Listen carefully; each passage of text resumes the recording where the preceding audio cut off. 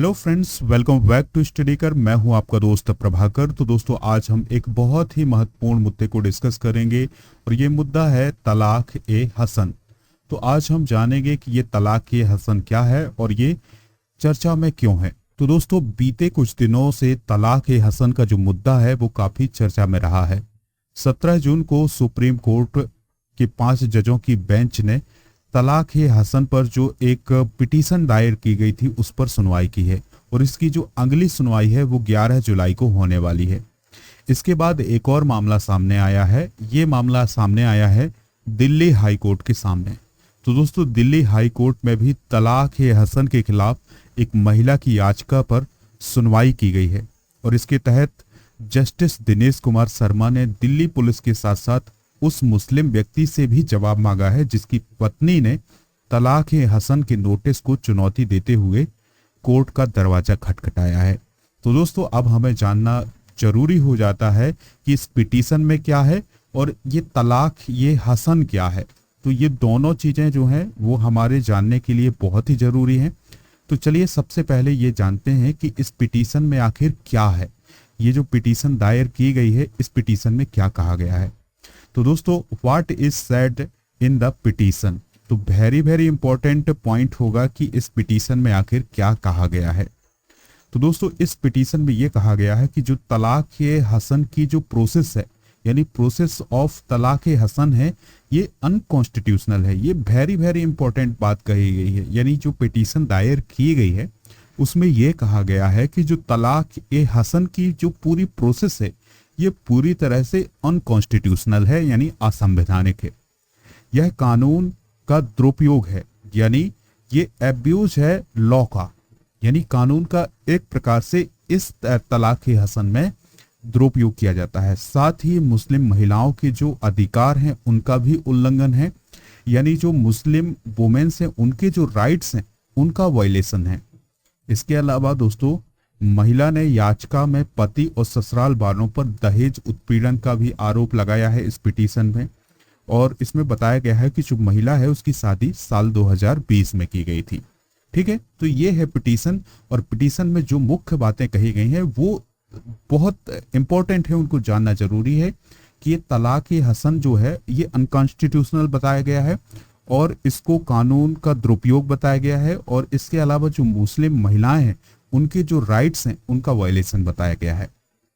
तो दोस्तों, अब हमें तो जानना ही होगा कि आखिर ये तलाक ए हसन है क्या। तो व्हाट इज तलाक ए हसन। तो दोस्तों, तलाक ए हसन जो है मुस्लिम समुदाय से जुड़ी हुई तलाक की एक प्रोसेस है। यानी जो तलाक ए हसन है वो तलाक की एक प्रोसेस है, यानी डिवोर्स की एक प्रोसेस है।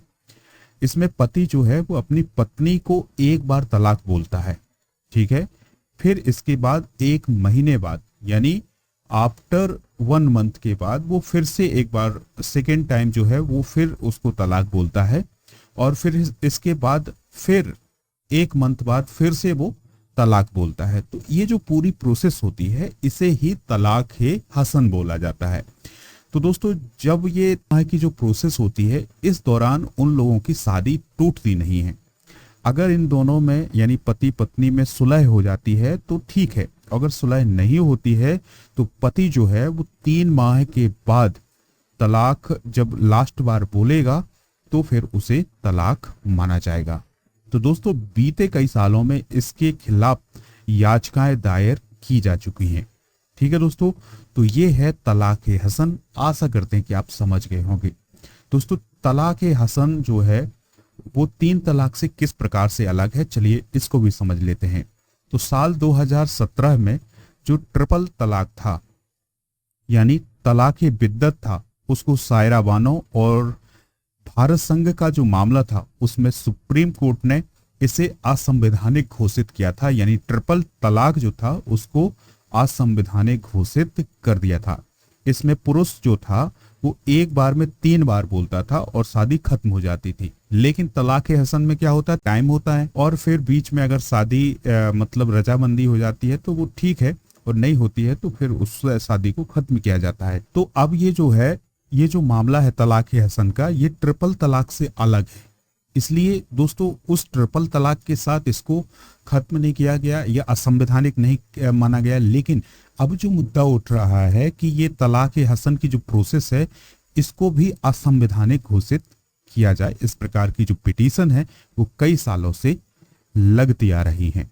ठीक है दोस्तों, तो अब जो महिलाएं हैं वो ये कह रही हैं कि जो तलाक ए हसन की प्रोसेस है इसको भी अनकॉन्स्टिट्यूशनल घोषित किया जाए, जिस प्रकार से ट्रिपल तलाक को घोषित किया गया है।